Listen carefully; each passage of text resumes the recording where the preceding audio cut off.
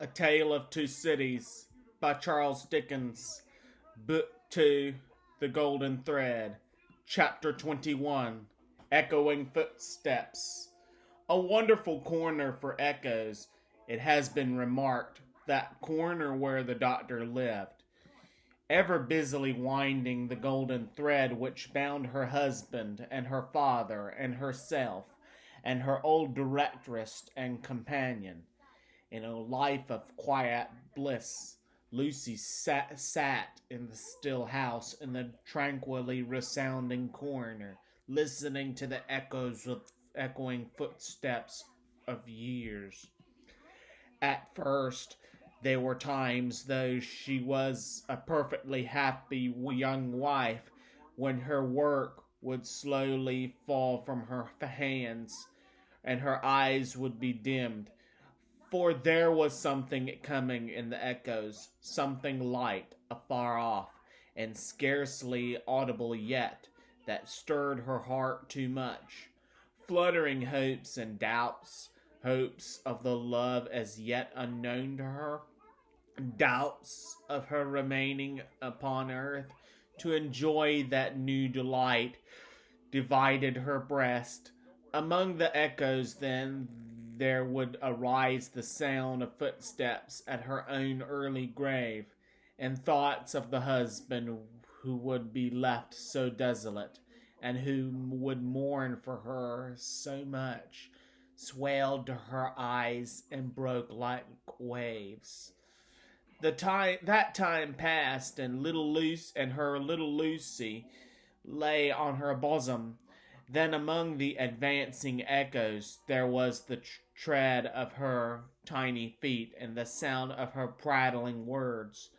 Let greater echoes resound as they would, the young mother at the cradle side could always hear those coming.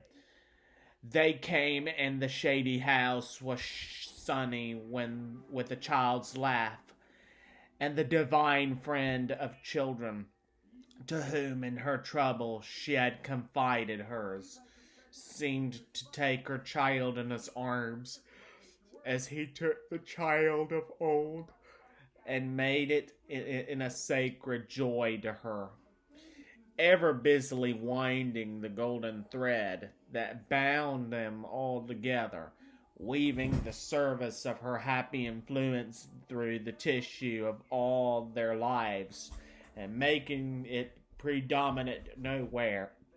Lucy heard in the echoes of years none friendly and soothing sounds.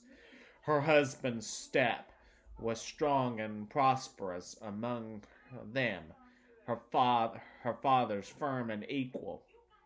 Low Miss Pross and harness of string, awakening the echoes as an unruly charger, wit corrected, snorting and pawing the earth under the plane tree in the garden.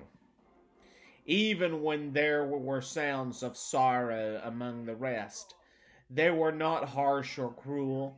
Even when golden hair like her own lay in the halo on the pillow round the worn face of a little boy, as he said with a radiant smile, "Dear Papa and Mamma, I am very sorry to leave you both, and to leave my pretty sister, but I am called, and I must go."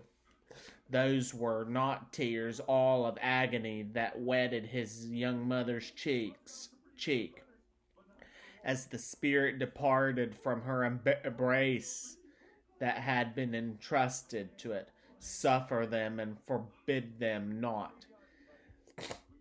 They see my father's face. O Father, blessed words.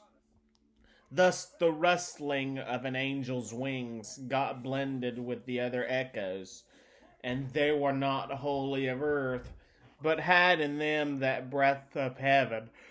Sighs of the wind that blew over a little garden tomb were mingled with them also, and both were audible to Lucy, in a hushed murmur like the breathing of a summer sea asleep upon a sandy shore, as the little Lucy comically studious at the task of a morning, or dressing a doll at her mother's footstool, chattered in the tongues of two cities that were blended in her life. The echoes rarely answered to the actual tread of Sydney Carton.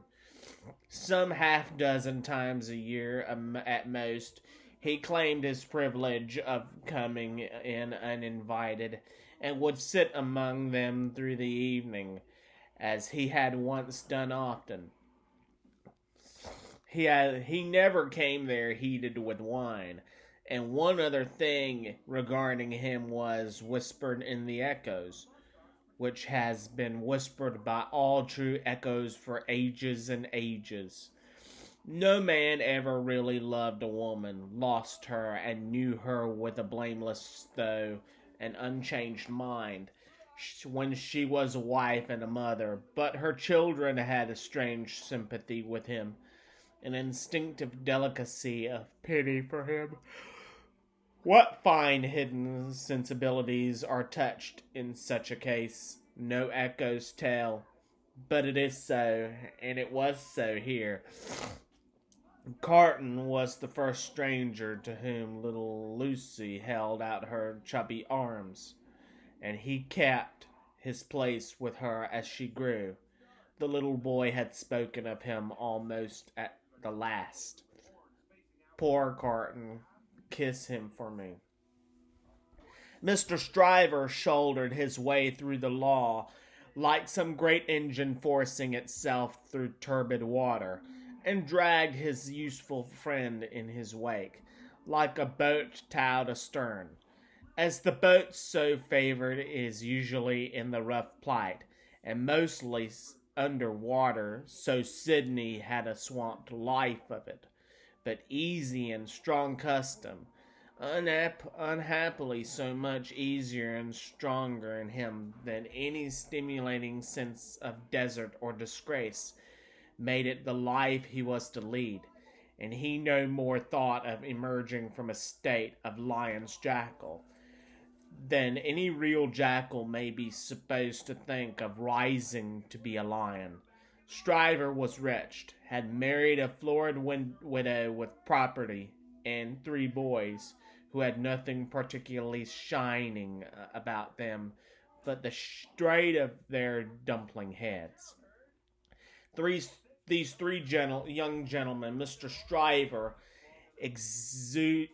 exuding patronage of the most offensive quality from ever poor, he walked before him like 3 sheep to the quiet corner of in Soho, and had offered as pupils to Lucy's husband, delicately saying, "Hello, here are 3 lumps of bread and cheese towards your matrimonial picnic, Darnay."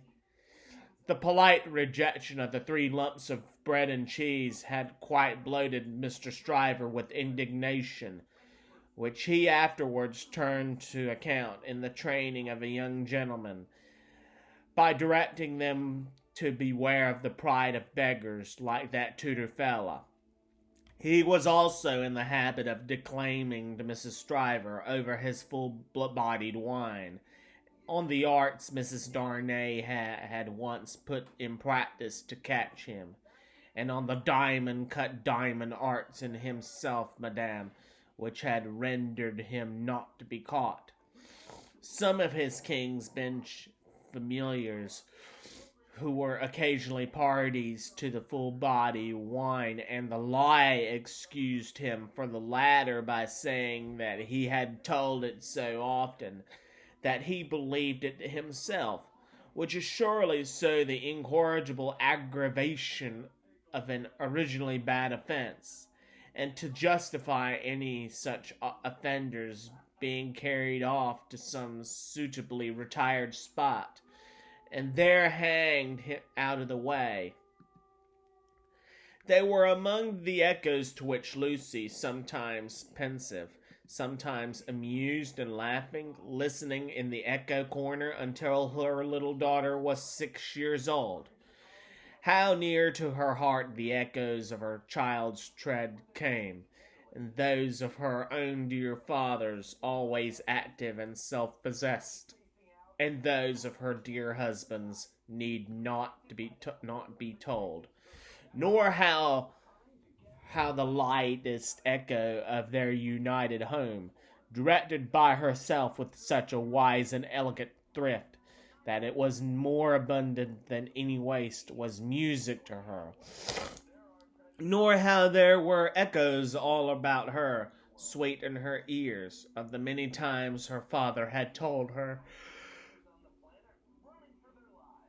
that he found her more devoted to him married, if that could be, that than single, and of the many times her husband had said to her that no cares and duties seemed to divide her love for her or him for her help to him, and asked her, "What is the magic secret, my darling, of your being everything to all of us? And if there were only one of us, you never seem to be hurried or to have too much to do." But there were other echoes from the distance that rumbled menacingly in the corner all through this space of time, and it was now about little Lucy's 6th birthday that they began to have an awful sound, as of the great storm in France, with a dreadful sea rising. On the night in mid-July 1789, Mr. Lorry came in late from Tellson's, and sat himself down by Lucy and her husband in the dark window. It was a hot and wild night, and they were all three reminded of the old Sunday night, when they had looked at the lightning from the same place. "I begin to think," said Mr. Lorry, pushing his brown wig back, "that I should have to pass through the night at Tellson's. We have been so full of business all day, that we have not known what to do first, or which way to turn. There is such an uneasiness in Paris, that we have actually a run of confidence upon us. Our customers over there seem not to be able to confide their property to us fast enough. There is positively a mania among some of them for sending it to England." "That has a bad look," said Darnay. "A bad look, you say, my dear Darnay?" "Yes, but we don't know what reason there is in it. People are so unreasonable. Some of us at Tellson's are getting old, and we really can't be troubled out of the ordinary course without due occasion." "Still," said Darnay, "you know how gloomy and threatening the sky is." "I know that, to be sure," assented Mr. Lorry, trying to persuade himself that his sweet temper was soured, and that he grumbled. "But I am determined to be peevish after my long day's botheration. Where's Manette?" "Here he is," said the doctor, entering the dark room at the moment. "I am quite glad you are at home, for these hurries and forebodings by which I have been summoned all day long have made me nervous without reason. You're not going out, I hope?" "No, I am going to play backgammon with you, if you like," said the doctor.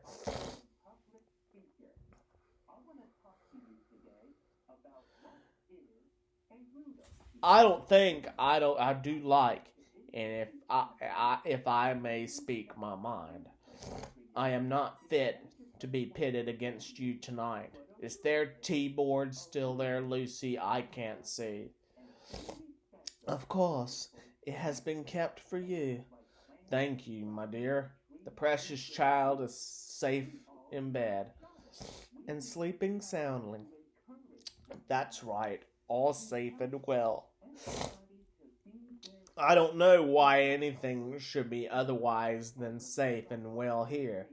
Thank God, but I have been so put out all day, and I am not as young as I was. My dear, my tea, my dear, thank you.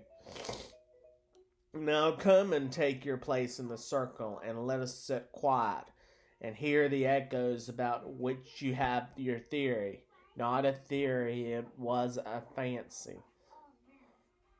A fancy, then, my wise pet, said Mr. Lord, patting her head. They are very numerous and very loud, though, are they not? Only hear them.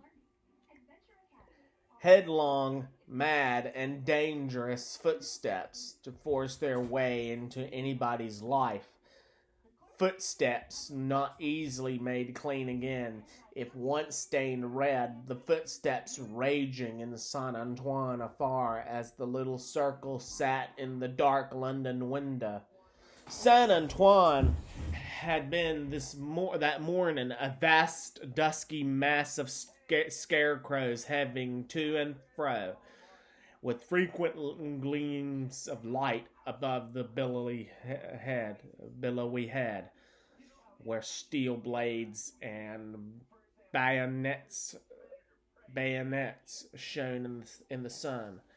A tremendous roar arose from the throat of Saint Antoine, and the forest of naked arms struggled in the air like shriveled branches of trees in the winter wind. All the fingers convulsively clutching at every weapon or a semblance of the weapon that was thrown up from the depths below, no matter how far off.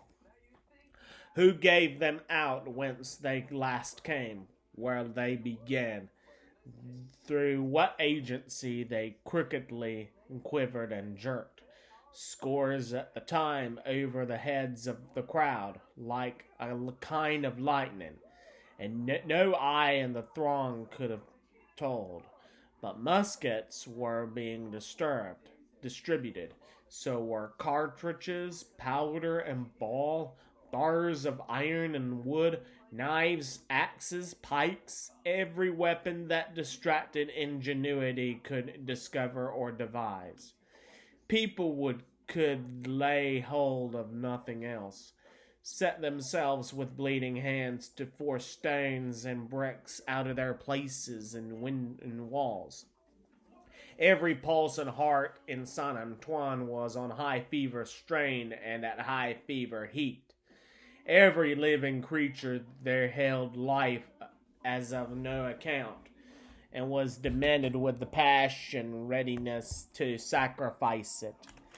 As the whirlpool of boiling water has a center point, all this raging circled round Defarge's wine shop, and every human dropped in the cauldron had a tendency to be sucked towards the vortex where Defarge himself, already begrimed with gunpowder and sweat, issued orders, issued arms, thrust this man back, dragged this man forward, disarmed one to arm another, labored and strove in the thickest of the uproar. "Keep near to me, Jacques 3, cried Defarge, and do you, Jacques 1 and 2, separate and put yourselves at the head of as many of these patriots as you can. Where's my wife?" Well, here you see me," said Madame, composed as ever, but not knitting today. Madame's resolute right hand was occupied with an axe, in place of a usual softer implements, and in her girdle with a pistol and the cruel knife. "Where did you go, my wife?" "I go," said Madame, "with you at present. You shall see me at the head of women, by and by." "Come then," cried Defarge, in the resounding voice. "Patriots and friends, we are ready. The Bastille!" With a roar that sounded as if all the breath in France had been shaped into the detested word, the living sea rose, wave on wave, depth on depth, and overflowed the city to that point. Alarm bells ringing, drums beating, the sea raging, and thundering on its new beach. The attack began. Deep ditches, double drawbridge, massive stone walls, 8 great towers, cannon, muskets, fire and smoke. Through the fire and through the smoke, in the fire and in the smoke. For the sea cast him up against a cannon, and on the instant he became a cannoneer. Defarge of the wine shop worked like a manful soldier 2 fierce hours. Deep ditch, single drawbridge, massive stone walls, 8 great towers, cannon, muskets, fire and smoke. 1 drawbridge down. Work, comrades all, work! Work, Jacques 1, Jacques 2, Jacques 1000, Jacques 2000, Jacques 25,000. In the name of all the angels or the devils, which you prefer, work. Thus Defarge of the wine shop, still at his gun, which had long grown hot. To me, women, cried Madame, his wife, what? We can kill as well as the men when the place is taken. And to her, with a shrill, thirsty cry, trooping women variously armed, but all alarmed, armed alike in hunger and revenge. Cannon, muskets, fire and smoke. But still the deep ditch, the single drawbridge, the massive stone walls, and the 8 great towers, slight displacements of the raging sea, made by the falling wind, flashing winds, blazing torches, smoking wagon loads of wet straw, hard work at neighboring barricades in all directions, shrieks, volleys, execrations, bravery without stint, boom, smash, and rattle, and the furious sounding of the living sea. But still the deep ditch, and the single drawbridge, and the massive stone windows, and the 8 great towers, and still Defarge of the wine shop at his gun, grown doubly hot by the service of 4 fierce hours. A white flag from within the fortress, and the parley, this dimly perceptible through the raging storm, nothing audible in it. Suddenly the sea rose immeasurably wider and higher, and swept Defarge of the wine shop over the lower drawbridge, past the massive stone outer walls, in among the 8 great towers surrendered. So resistless was the force of the ocean bearing him on, that even to draw his breath or turn his head was as impracticable as if he had been struggling in the surf at the South Sea, until he was landed in the outer courtyard of the Bastille. There, against an angle of the wall, he made a struggle to look about him. Jacques 3 was nearly at his side. Madame Defarge, still heading some of her women, was visible in the inner distance, and her knife was in her hand. Everywhere was tumult, exultation, deafening and maniacal bewilderment, astounding noise, yet furious dumb show. The prisoners, the records, the secret cells, the instruments of torture, the prisoners. Of all these cries and 10,000 incoherences, the prisoners was the cry most taken up by the sea that rushed in, as if they were an eternity of people, as well as the time and space.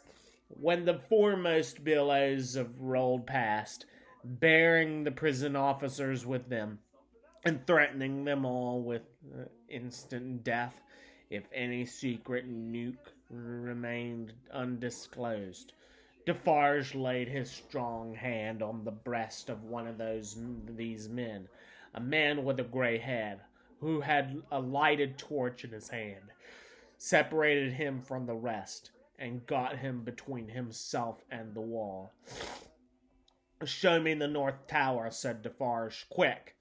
"I will faithfully," replied the man, "if you will come with me, but there is no one there." "What is the meaning of 105 North Tower?" asked Defarge. "Quick!" "The meaning, monsieur?" "Does it mean a captive or a place of captivity? Or do you mean that I shall strike you dead?" "Kill him," croaked Jacques Three, who had come close up. "Monsieur, it is a cell." "Show it me. Pass this way, then."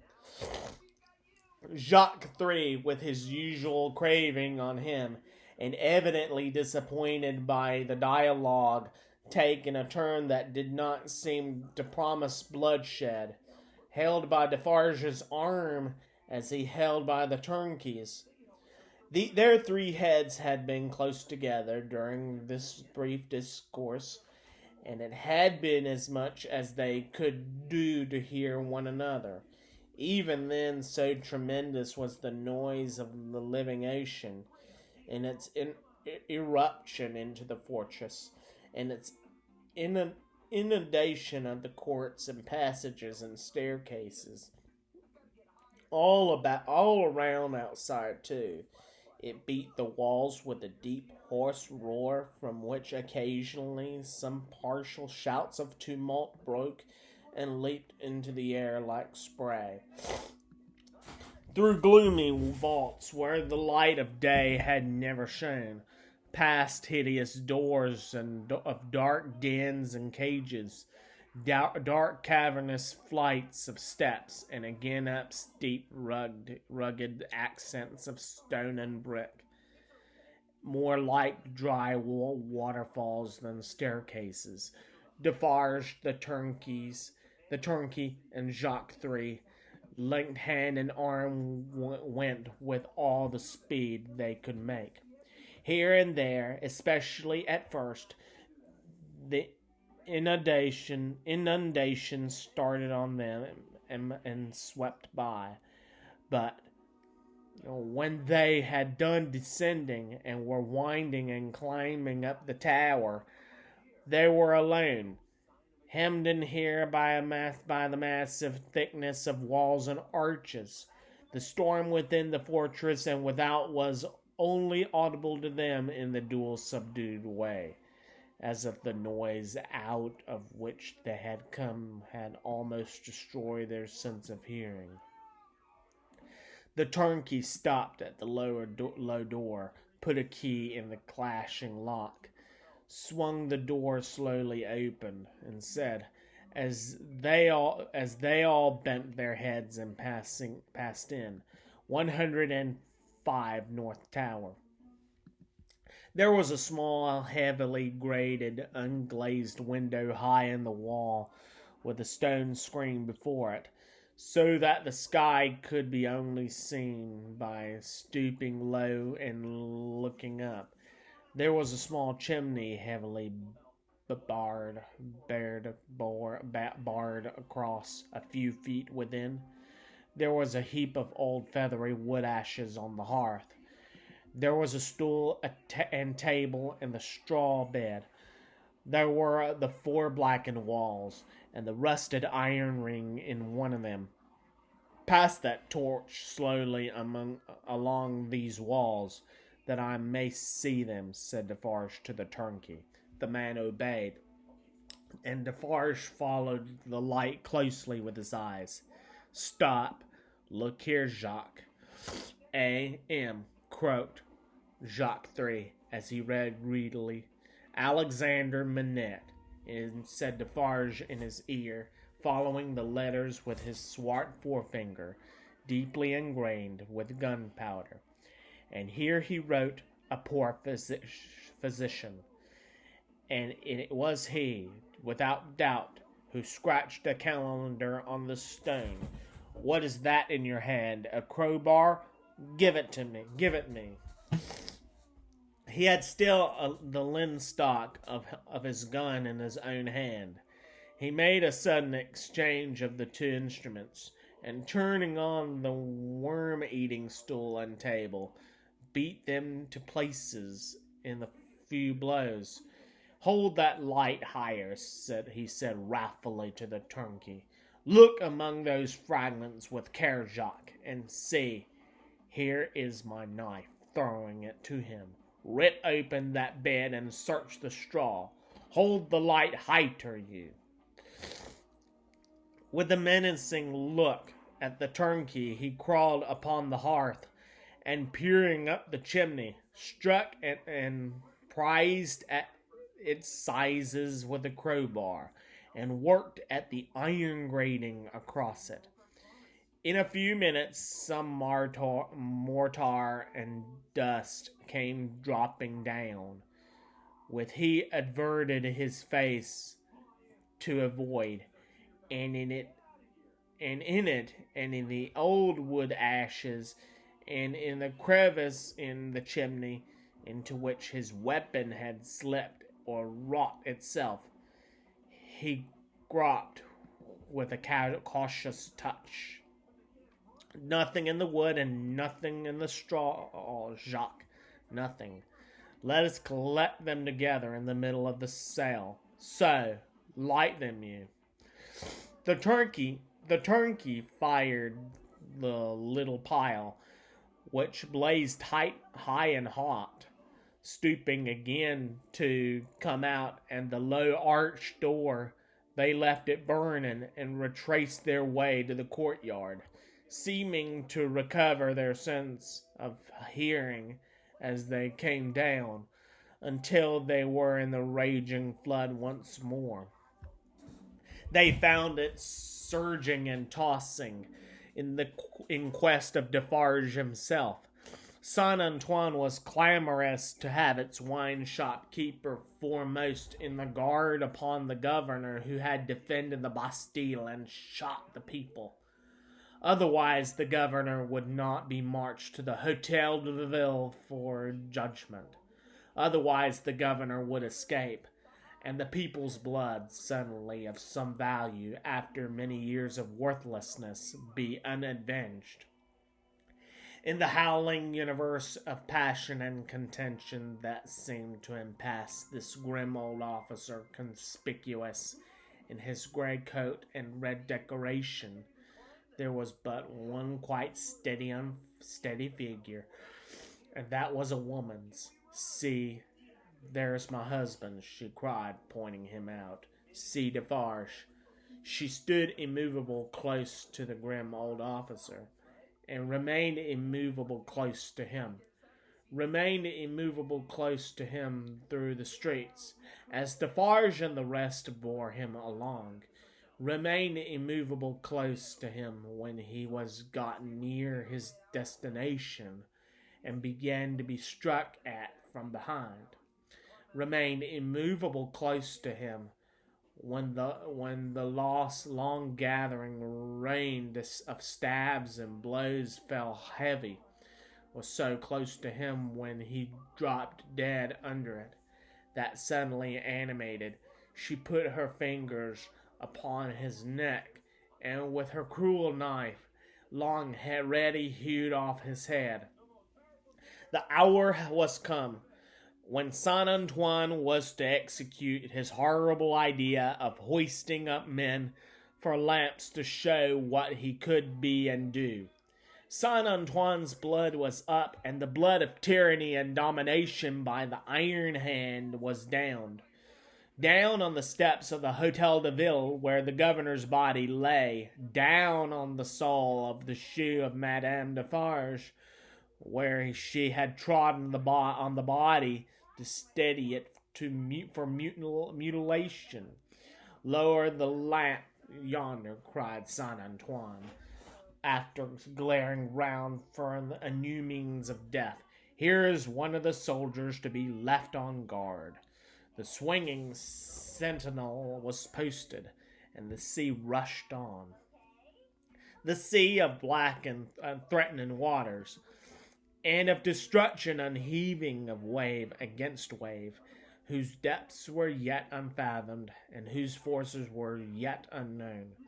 The remorseless sea of turbulently swaying shapes, voices of vengeance, and faces hardened in the furnaces of suffering until the touch of pity could make no mark on them.